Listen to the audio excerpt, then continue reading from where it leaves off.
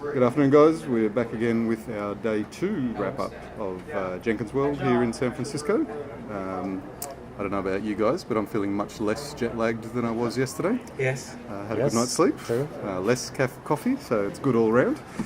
So the conference has just wrapped up. We just had the final keynote a second ago, and an army of people have just walked past us. So good time to gather to hear our thoughts before we all forget what happened. Yes. There's plenty to forget. So who wants to go first? Look, I'll go first if you like. Mm-hmm. So I spent today looking at all of their sessions related to Blue Ocean. I was very keen to understand the distinct differences between declarative pipelines versus the scripted pipelines. Yep. Because it was a little, starting out in the week, it was a little unclear to me what the differences were. So I think they have a handle on that now, and now I fully understand it. It's really exciting to see where Blue Ocean's going, and they're closing some of those gaps. I think there's still a way to go. You know, administration of Jenkins, for example, is still a little bit clunky. So, you know, the future is looking really bright as far as the UI is concerned. And it seems like such a silly thing, but it makes a massive difference. Yeah. Even in the place, you know, where I am at the moment, there's a lot of resistance to moving to Jenkins. You know, they have their favourite tools, you know, Bamboo or TeamCity and those, and a lot of the pushback has been because of the UI. Yeah. Because it's really clunky, and it's, you know, and there's this ugly butler on the side, and then when I had Blue Ocean up on my screen, it's all of a sudden, what tool's that? And I'm thinking, no, this is Jenkins. Yeah. Did you tell him it was Jenkins? Yeah, or did you tell him it was something else? No, I told him it was Jenkins. And, you know, it's a silly thing, it's a visual thing, but it really does make a big difference to how people perceive the product. Well, and well, I can kind of understand that, because it is actually more than just how pretty it is. Like, there's a lot more live updates, and, you know, you don't have to refresh the page to do things, and you can see, you know... Yeah, that's right. The animation to indicate something, and so there's a lot more responsiveness in the UI as well. Clearer at a glance as to what's going on. Yeah. It's less cluttered. You're not really sort of trying to search for information on the screen. It's really quite obvious as to what's happened. And often, if there's something that you should know about, it leaps out at you. Like it's purposely highlighted. It stands out. Yeah. Okay.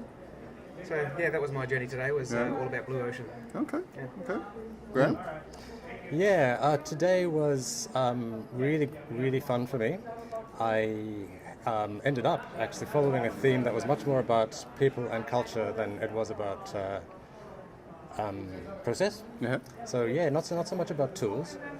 And so beginning with Jez Humble's keynote in the morning, very much about culture as far as I was concerned, and also ending the day with I think her name's Muni Mukherjee's talk about segregation of duties and how to go about codifying this in using Jenkins pipeline. But some gems in between.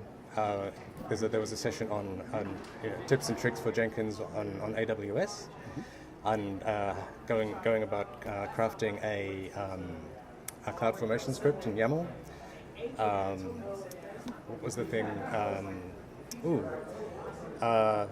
The Jez Humble's typology of organizational. What were they? I forget what they're called. The 3 different organizational types from. The far right one was a generative organization. Yeah, that's right. Yes, I'm talking about. Actually, it was a matrix. Yes, but I was actually thinking about the 6 dimensions that in the matrix with the 3. Types at the top. Well, I don't think I can say too much about that. Okay. Never mind. Maybe I'm more jet lagged than I thought, because I don't remember that bit. But what I did want to say also, I felt like it was really useful to have a look at Muni's talk, in that she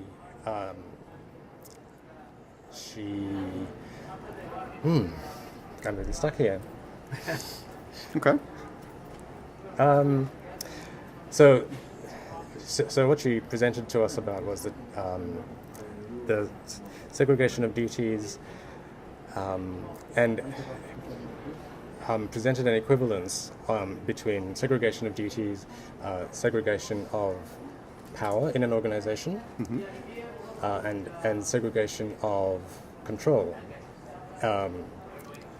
In the same sense, actually, as separation of concerns. So the context for this, actually, in terms of segregation of duties, had to do with resisting the pervasiveness of Conway's law. In that, what we need to do here is have organizations driven by architecture rather than the other way around.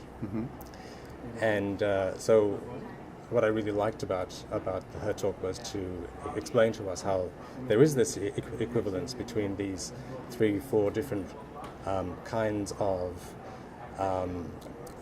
representations of power, if you like, and how you can go about moving from a really difficult organizational process of getting sign-off approval from like 100 different people in the organization in different departments, and instead using Jenkins pipeline to codify this kind of series of decision making, and that was really cool.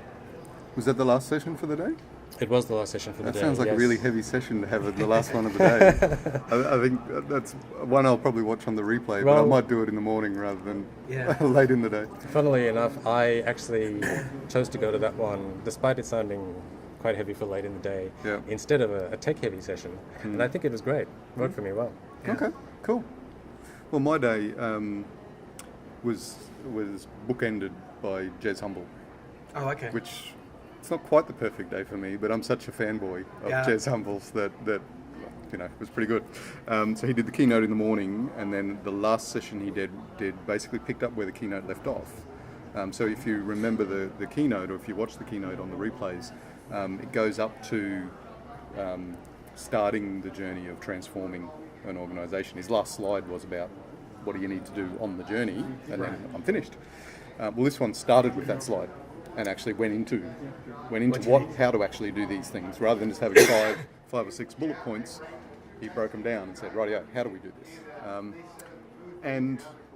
I love his and Dave Farley's book anyway, so I was already a fan, but I just found him, he's very entertaining and everything, but he's super pragmatic and seems super practical.